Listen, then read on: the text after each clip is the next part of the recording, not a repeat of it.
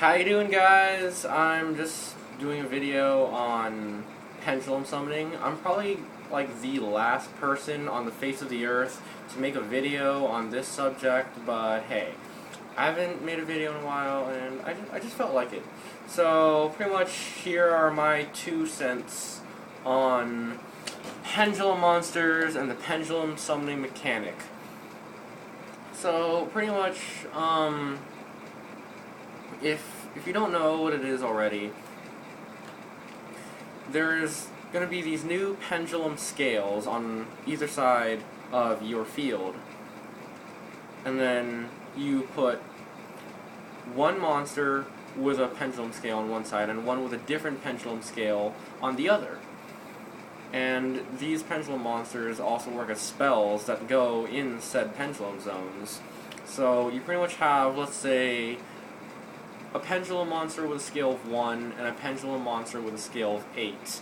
Once per turn, you can pendulum summon if you have two pendulum monsters of like different scales, and you can special summon as many monsters as you want from your hand, or pendulum monsters in your extra deck with levels between your pendulum scales. Like if you have, let's say, 1 and 8, you can special summon monsters that are levels 2 to 7. So I think, like, well, it's alright. It's a decent mechanic, I guess. Like, I don't know. I honestly don't feel like it's gonna have as much of an impact as Synchros or Exceeds had when they came out. Like, pretty much Synchros came out, and then we instantly got just a juggernaut of a deck. We got Teledad. That deck was just tier 0, and like it would just pump out Stardust like nobody's business. Like, and then like every deck, like in the next few years, pretty much was like based around synchro summoning.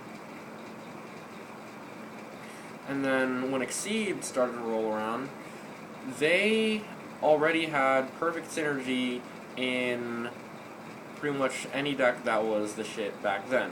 Like, for example, Tengu Plants. Like, Tengu Plants were able to drop rank 3s without a problem. They were, like, Leviair already had amazing synergy with the deck. You just go Tour Guide into Tour Guide, and then you can special summon, like, a plant that you banished off Spore, or, like, a light or dark that you banished for, like, Blackluster Soldier, or something like that. And it was, like, those were great additions to the deck. And then, like, yeah, we had the starter deck, and then we had Generation Force, and then Photon Shockwave rolled around. We had a deck that pretty much broke Exceeds. Like, we had Dino Rabbit roll around when the Evolzars came out, and Rescue Rabbit came out, where you were just able to, like, pump out Exceeds like nothing, and, like, the Exceeds were just so powerful back then.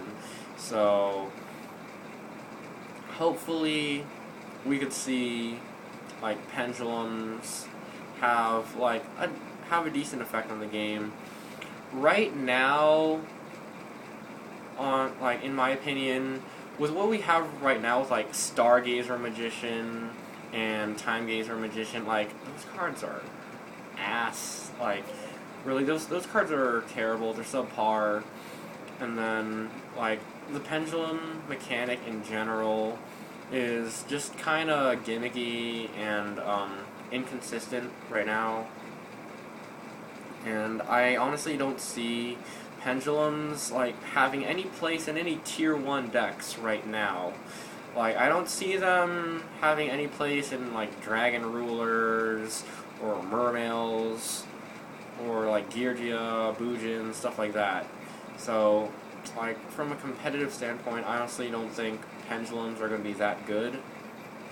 But, I don't know, it'll be, like, really soon when someone figures out how to make how to like pretty much break pendulums, or maybe like some shit is gonna come out that's gonna be really broken. Like, who knows? Maybe it's just a matter of time until Konami comes out with like a reptile or a machine or a warrior pendulum monster, and it's just gonna be the shit. And like, that's when pendulums are gonna be pretty good.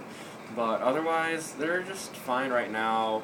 Like, I don't understand why people are acting like this is the end of Yu-Gi-Oh! How they're gonna quit, sell all their cards because pendulum monsters are gonna come out.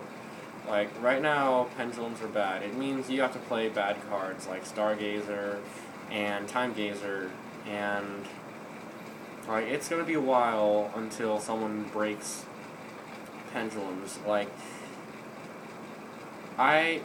they're not even that good in the decks that people are, like, really hyping up, like, scraps and gadgets. Like, they're subpar. Like, it really does take a while, like, for them to get the ball rolling with their pendulums and for them to really start getting advantage.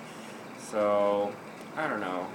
Like, probably in the next, like, it'll take maybe 2 more sets for pendulums to be, like,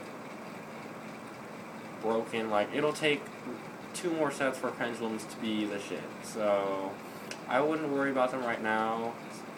And yeah, pretty much just have fun with the game. I'm really looking forward to pendulums to see like what kind of innovation will come from it. Like, I'm just really excited to see how people are gonna abuse these cards. So yeah, that pretty much makes up my 2 cents on pendulum monsters. So yeah, Da Vinci Guy 5 here, and thanks for watching.